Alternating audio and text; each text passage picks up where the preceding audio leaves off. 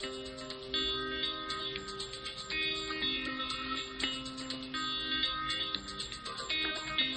the birth of a new way on planet Earth. We welcome this new day on planet Earth. It's the birth of a new way on planet Earth. We welcome this new day on planet Earth. If I commit to make a shift, will you commit to give your gift? If we be the change that we want to see, the shift comes down to you and me. It's the birth of a new way on planet Earth. We welcome this new day on planet Earth. It's the birth. All right. Welcome back to another episode of Practical Spiritual Advice, which is me, which is you, which is we. So buckle on up for another episode of this Practical Spiritual Advice. Now, my name is Harold Honow, and I'm going to be your host and your guide for today. Today is episode number 36, and this one is titled Beneath the Surface, the Hidden Pulse of San Antonio. All right. So, what the F, man? Beneath the Surface, the Hidden Pulse of San Antonio. You know that's where I live, right? That's my home base. That's the place where I'm destined to be, where I've been at, where I had my spiritual awakening. You know, I moved here at the age of 12, and it's been a journey from 12 to 33. You know, we've traveled through addiction. We've traveled through death and, all these different notions of life and finding ourselves and finding, the things that make us who we are. And so my awakening at 33 led me to some very, crazy places. And, when I say crazy, not in a sense of like, oh, it was super crazy where, there were bombs going off and, all kinds of things like that. Now, these are crazy in the spiritual sense of when we go back now and we close these loops, we find out that there's this larger cosmic game at play and a lot of hidden information that has now circled back around. All right, now, this city, San Antonio, for me it's the holder of a lot of secrets. And so I want to take y'all outside the city here for a minute and use your imagination to kind of guide through this landscape of Enchanted Rock and the Hill Country. Now, for those that are not familiar with Enchanted Rock, it is essentially it's a 420-foot tall granite dome with two smaller domes on the side of it, and this enchanted rock, and even what you see is not most of the rock. A lot of it is underneath the earth, and it is part of a slower process of lava turning back into stone and not being in its magma state. Now, this granite dome has a bunch of crystals in it, and metal, and there's stories of this granite dome. Now I know it has caves. We've gone through the caves. There's one that you can go in one side and come out on the other, and it's not too difficult of a journey. It doesn't take that long. It's maybe like 20-30 minutes. And then there's deeper caves that you can go into, basically the belly of this rock, this granite rock that's made of crystals. And so there's stories of larger crystals, crystal points, quartz and tourmaline and all these other types of crystals within this big dome and these caves, this cave system. And the surrounding area, it's granite gravel. And so if you've never been, I want you to imagine that when you would go to the top of this sacred site, that there were stone circles on the top of it, that there were ceremonies. And I mean, you can see across the hill country from the top of this granite dome, and there's water pools that gather on the top of this dome as it flattens out at the top. And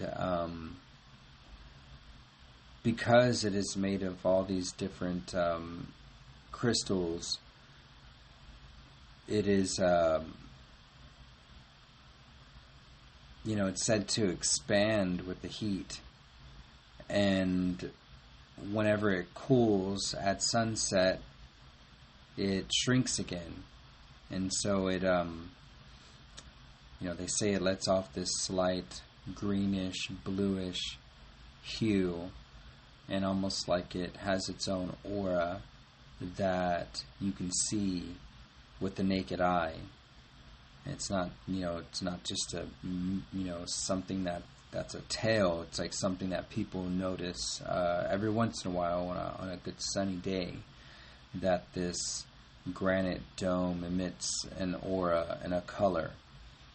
And so some of this information takes us to sacred sites that hold a lot of secrets, and it's not, and that they connect to San Antonio. So first of all, Enchanted Rock is in the center of, it's essentially in the heart of Texas.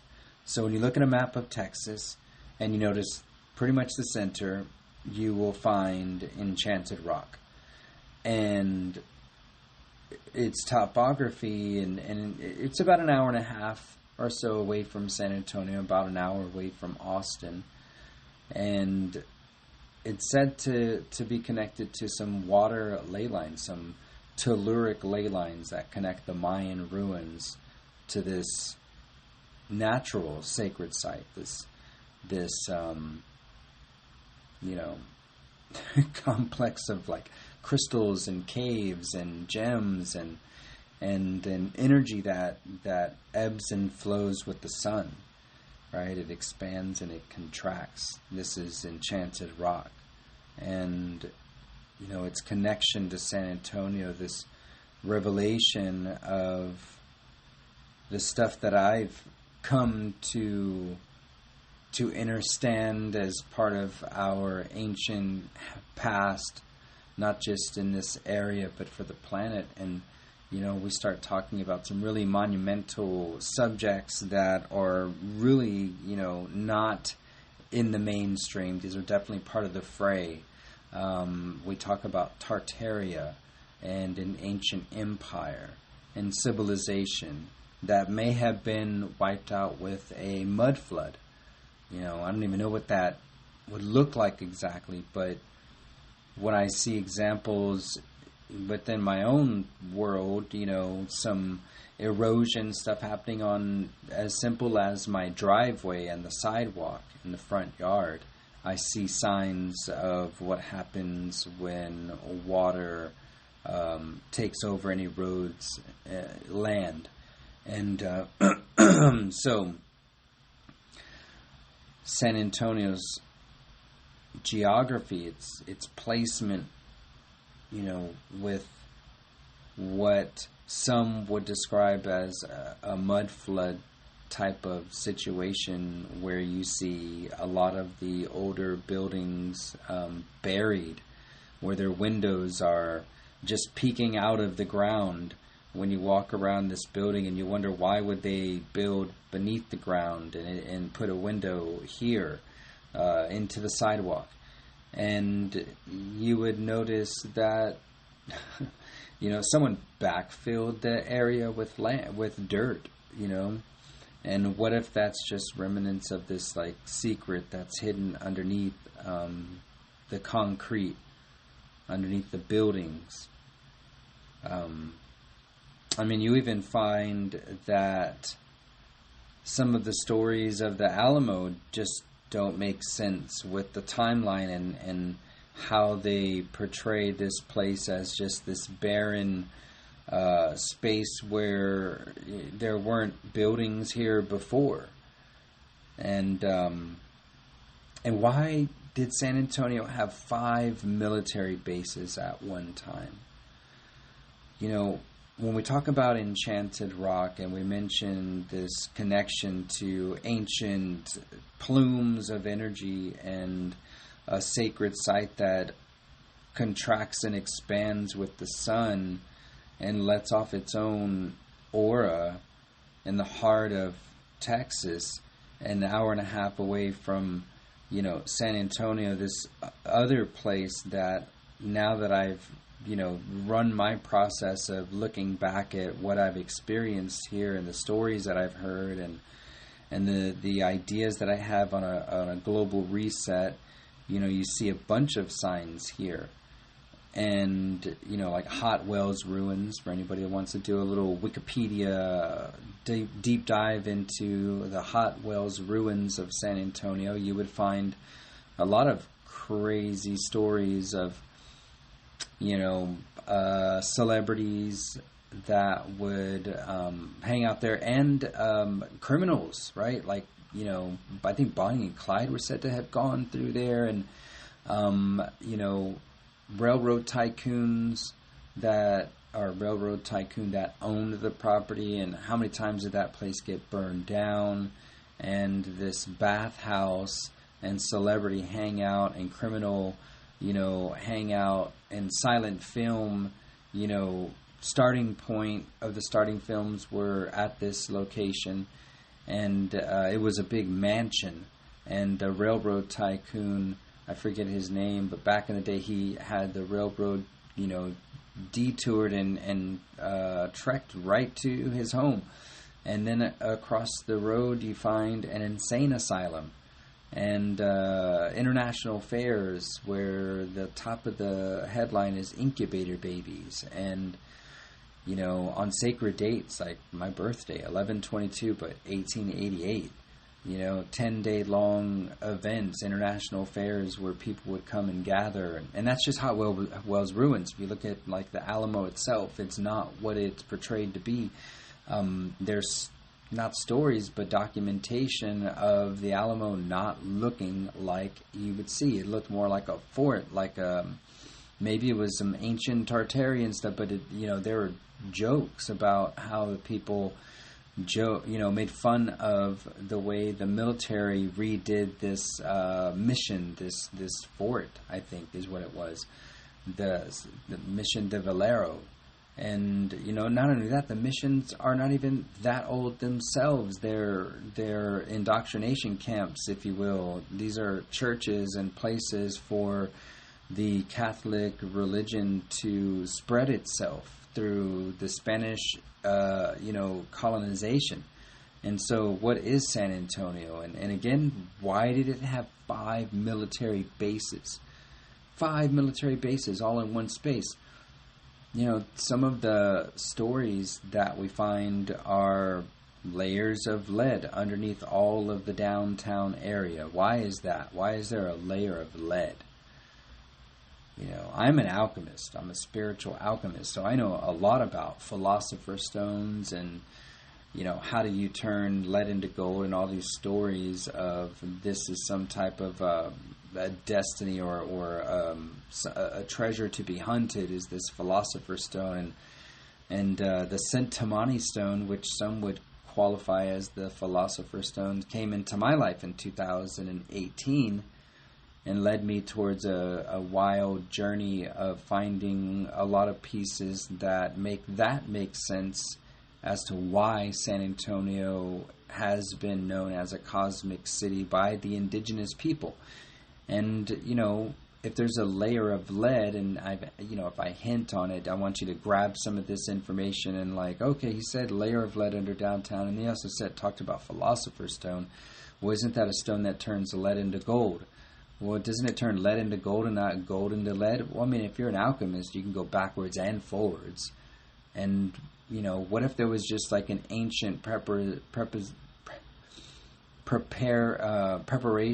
for a shift? Maybe there were people back in the day that had access to this ancient information that connected them to the cosmos in a way that they could predict, and not just predict, but knew the ebbs and flows and the contractions and expansions of the universe and the cosmos at large, and that our planet was due for a contraction again.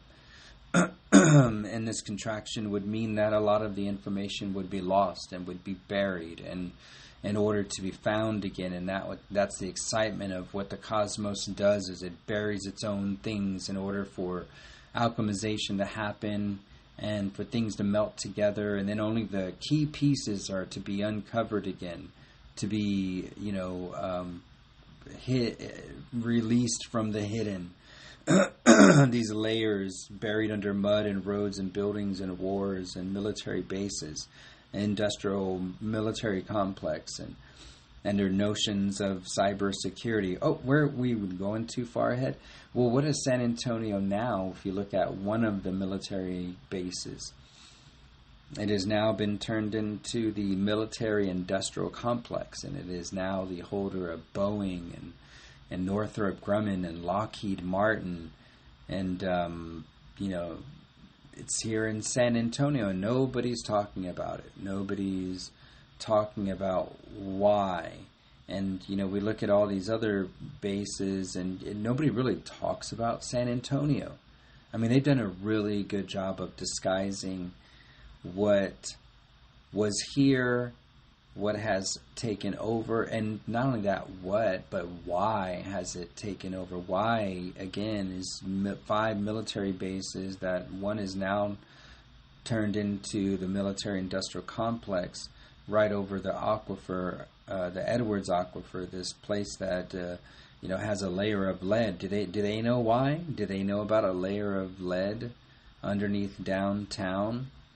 Do they know about all the stories, the E.T. Mystery School at Almost Basin? Do they know about the stories of werewolves and Bigfoot and Thunderbirds, and all within the 1900s and the 19th century, the 20th century? Information that's not that far back that we can find these stories and this information. Do they know about all this? Did those 5 military bases, through all their people and their ways of investigating and keeping track of everyone, do they know all these stories? Are they listening to me right now? Is this cybersecurity that is Techport, Port San Antonio, Boeing, and all this military industrial complex, are they listening to me now? And are these hidden layers, do they understand that they are missing the heart to connect free energy? And I say that, and I'm leaning ahead again, but Port San Antonio, Port Tech Arena has Tesla towers, and it looks like they'd be messy. Oh wow, everybody trying. It's got a ringing in my ear. They might be messing around with some free energy, and if you follow the signs of solar eclipses and how NASA sent rockets into the paths of totality to measure the electromagnetic frequency shift, and then that just so happened to go over Enchanted Rock in 2024 with the totality eclipse. I mean, you might be finding and tagging on to some sacred information that isn't just pulled out of digital spaces and by following people that are not coherent. Maybe you might only find this information through the official messenger of the cosmic event, the Herald.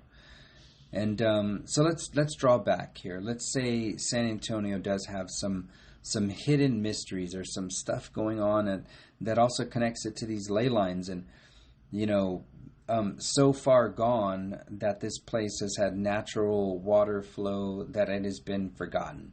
Maybe it has to do with the water.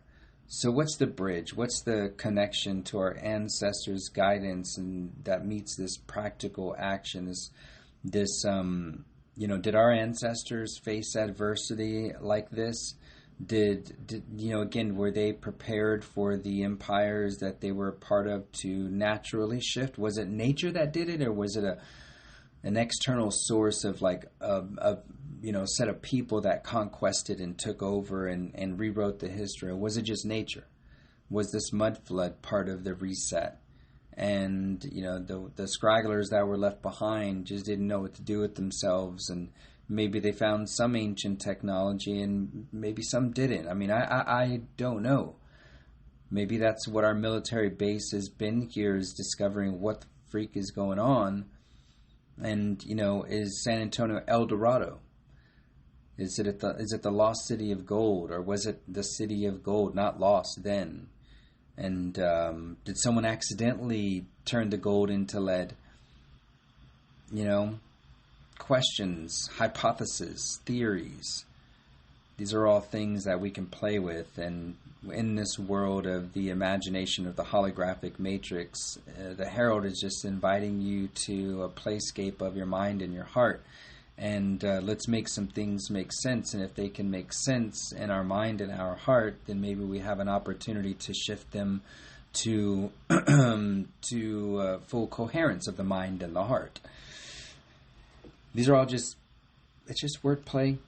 But it's things that we see that I'm showing you in this real place, not just this holographic matrix, not just this idea, not this stuff that's just written in a book. You can walk San Antonio, you can walk Enchanted Rock, you can walk between here and there and everywhere and find, answers all over nature.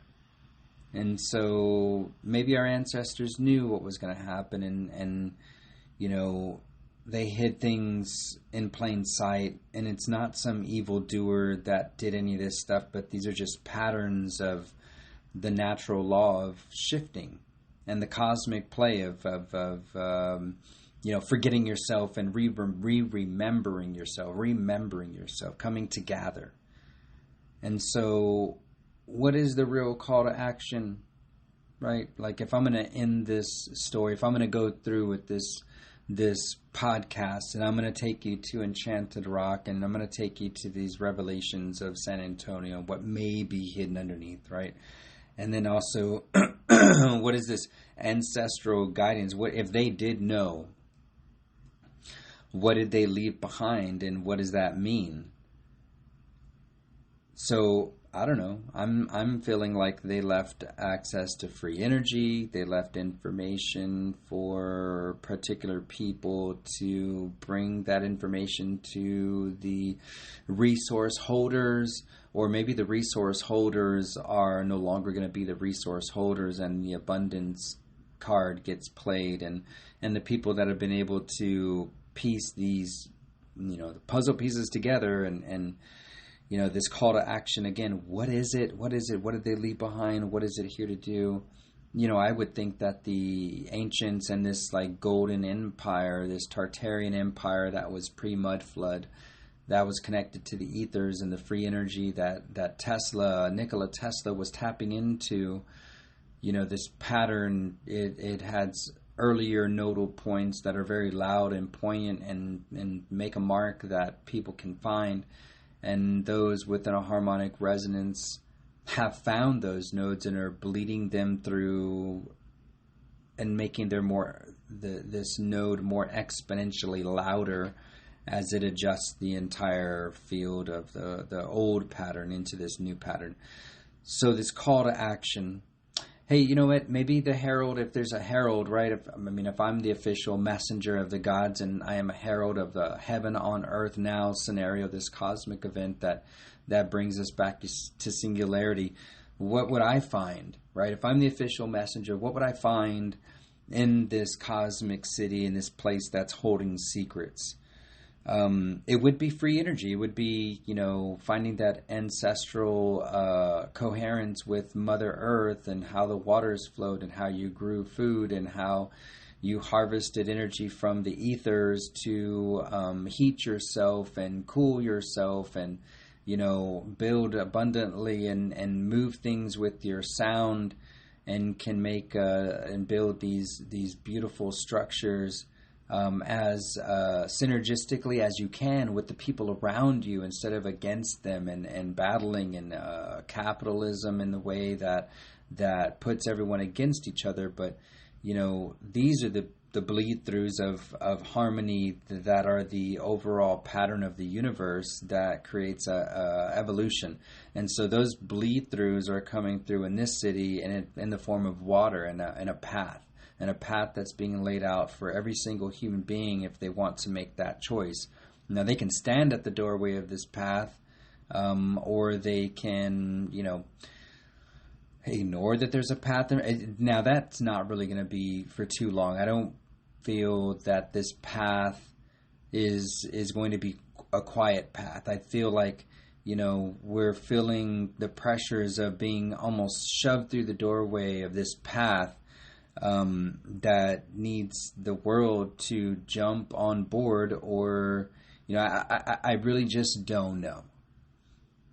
And this path, to me, it's laid itself out before me, and when I turned 33, and it's my spiritual awakening, and this path, it's slowly crept in with a lot of information and a lot of action steps behind it, and that's where I've seen the most rewards, is when I've taken these very small steps towards this path and walking through that doorway myself. And that path is the path to embodiment. It's the higher self embodied. It's that ancestral self embodied. It's the now self, the powerful self, the all-encompassing self that has all the answers when you sit in the 0 point of yourself.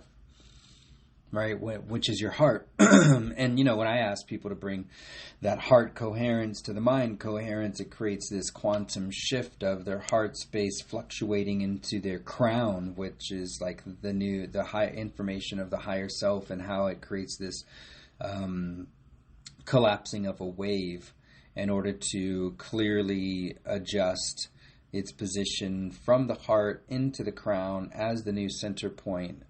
And then that blank, that empty space of where the heart used to reside creates a vacuum, and then that vacuum pulls the solar plexus into the heart space to find the magic of the unseen. And so this unseen world that I've been describing is very much seen, and I found it in physical ways and tangible ways, and so this fluctuation. And why is San Antonio also known as the 7th largest city in the nation? And it's San Antonio. It's these bleed throughs of coherence and harmony that come through in very, ways that you really wouldn't expect. Like ways that you get to play with them. Like you have to play like a Rubik's Cube with the words and the notions and the numbers and the time frames and the people, to create this like clear path to embodiment. And that is bringing back our natural ways of being in tune with the cosmos, and knowing that the weather's going to change at this time, and being prepared. Like prepping your bed, making your bed, getting everything ready, getting the bathtub ready. In this spiritual world, you will find people that say that they don't make plans, but I swear that they had to get up and go. Like if they had a job, they had to go to a meeting for an interview, and they had to make a plan for that.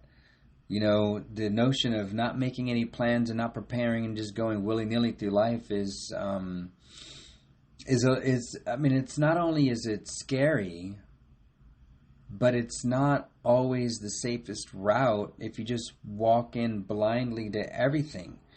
You would find, as much as people want to say that they're not going to plan anything, that they're actually planning a lot of things. And so maybe it's just clarity on what they mean. They're not going to plan 5 months ahead, 6 months, 2 years. That's fine. But, nothing's stopping time. And to be caught on your heels. And look, and I'm going off on a tangent. Now I'm going to give you my tangent. I'm going to tell you why. In 2 years, we have why San Antonio, Enchanted Rock, and the solar eclipses, and why all these cosmic markers are speaking of some kind of large event that that closes loops on so many things that it make your head spin. And so in 2027, if you haven't heard already, we have a totality eclipse that goes right over Egypt, right over Luxor, right over Temple of Hathor, and just so happens to be part of my journey and Enchanted Rock to connect, and without knowing, right? This is where we get to close the loops, and I'm personally closing a loop on my own story as to why I was guided to Enchanted Rock on 11/13/2012. Why was I invited, and why did the host have an activation for the Hathors in what would be in the future of a center of path of totality for the 2024 eclipse, and then the Temple of Hathor is in the center of the path of totality in Egypt for 2027. And then who else is putting these key markers together? And that's what the Herald's job is, and that's why I sit in this space, and why I'm honored to be here and guide you through this journey of embodiment that takes you into this cosmic self that closes the loops on why do you have affinity towards Egyptian lineage and the Greek pantheon and like all these, the Mayan and the Hopi, and what does all that ancestral knowledge mean if you can't use the messages that they left behind? They wrote them on stone. They put markers on geographical locations and built things over aquifers and water for a reason. They left all these signs here for a reason, and the ones that are going to be covered the most probably have the most amount of energy that's going to push through. And San Antonio has been buried. I believe, again, there's a lost city of El Dorado of gold that is underneath people downtown. I don't know how far it spreads out, but that gold was hit by 2 electromagnetic frequencies in the form of 2 solar eclipses that went over it in a matter of 6 months of each other. And there's a grand opportunity with this path to embodiment that's been laid out before people. And you know what? If some could see the messages clear enough and know that the world is in need of an assistance here. But you also notice that many people are stuck in this digital space, which is fine because it's how we can connect. So we use these opportunities to connect in these new ways. And so this new way is the Path to Embodiment app, that if you're listening to this, we are recording on the 13th of August. And we hope this app will be ready live before 2026. So we have a few months left for the year of 2026, leading into the 2027 totality eclipse. This path to embodiment will guide and urge people and prompt them to commune and steward Gaia, Mother Nature, to go out and investigate and find the answers that they've been looking for that would lead them, in my opinion, towards complete planetary free energy and food growing everywhere, and no longer needing the external sources of any kind of government, nothing to govern your mind. You are free to roam about this planet, and we will see and witness the shifting over the next decade, the next few years into the next decade or two, as we shift completely and rediscover these ancient tales of harmony and connection to the planet and the cosmos that would get humanity to a point of such regenerative ways of being autonomous that the beings that our ancient ones were connected to, the star beings, our brothers and sisters from other places, will feel free to and safe to come down on our planet and intermingle with us on a cosmic expansion story for the ages. And so this path to embodiment is laid out in front of everyone. This will be a free app. It's a tool, not just an app for gathering. It's a point for those ready to walk in their talk. It's a community of events, guided practices, volunteer incentives, a shared resource mapping for the world. And it starts at the epicenter here, this cosmic city of San Antonio, and this is where this digital divide and this cosmic play of interacting with Earth in, the most non-digital way, our physical self intersects. This is where they meet. This is where this digital space, this technology, and these ancient ways and this ancient wisdom come to meet. And that's why San Antonio is a cosmic city. That's why solar punk is an ideology that I endorse. And why cyberpunk is the antithesis to the solar punk ideology. We don't want a dystopian future where our headsets are melted into our faces and our skulls, and we have implants of digital devices all over us, and we're cyborgish, right? No, that's not the world that we collectively envision. The world that we collectively envision is where food and autonomy and sovereignty is like the main drumbeat that we dance to, and free food and free water and free energy and freedom of movement and healthier people and no more wars. That's the beat that we dance to. And so this new dance comes to a harmonic convergence, and the path to embodiment will not only guide you towards this activism and towards this walking the talk, but it would reward you with the volunteer incentives and what we are bringing to this planet for its ascension process. This is what I herald. And if you've made it this far into the podcast and you are down with the mission, then make sure you share the shit out of this. Share this stuff far and wide. Go back and look at the other sets of information that I put out in all the different ways, whether it's TikTok, YouTube, our Etsy site, so people can have our amazing crafted organite pendants that align you to your higher self. It's also that path to embodiment. It's not just, these things. It's supporting individuals in projects and missions that are here for your future generations, for your children. Like, these calls to action are not just for me and to me. It's for you. It's for your creations. I do this for my creations, for my children. And I implore everyone to do the same for your own creations, for your own children, for your own, loved ones, your family. Those things that mean more than I can speak on. So Enchanted Rock, my experience in this space, in that space, and the walk that I've taken, and this journey that has led to embodiment of my own, higher self. I mean, I feel like I've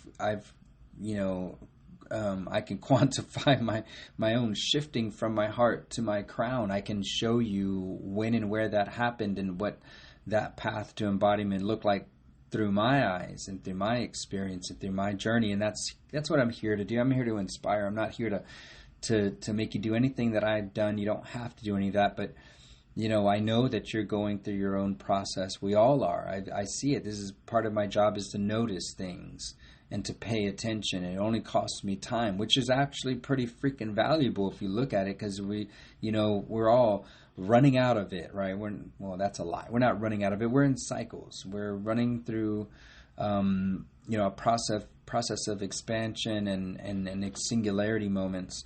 And so it's our own ebb and flow of our conscious union of our divine masculine and feminine. So, go find your counterpart, go find the things that inspire you. And I hope that this did. I hope that this information resonated in a way that prompts you to share the shit out of all the stuff I told you to share. And that maybe you or someone in your community or your network purchases a pendant and helps with this mission until we get to a place of not needing a mission to be on. That we get to sit in our, the place that we've created and play in that for a while and just create. And it's not necessarily a global mission, but it's individual missions of creation and evolution that we're just walking around as a living embodiment of art and what that looks like in its truest form. And that would be the higher self, embodied.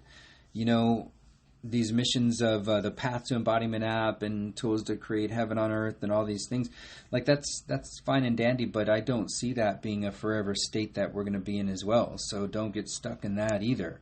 That's only a path to embodiment. At the end of the day, you're a walking piece of art, and everything that you touch is a creation of you.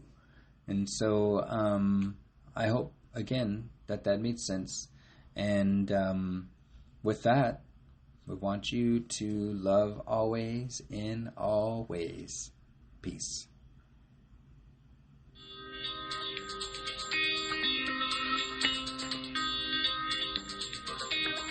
It's the birth of a new way on planet Earth. We welcome this new day on planet Earth. It's the birth of a new way on planet Earth. We welcome this new day on planet Earth. If I commit to make a shift, will you commit to give your gift? If we be the change that we want to see, the shift comes down to you and me. It's the birth of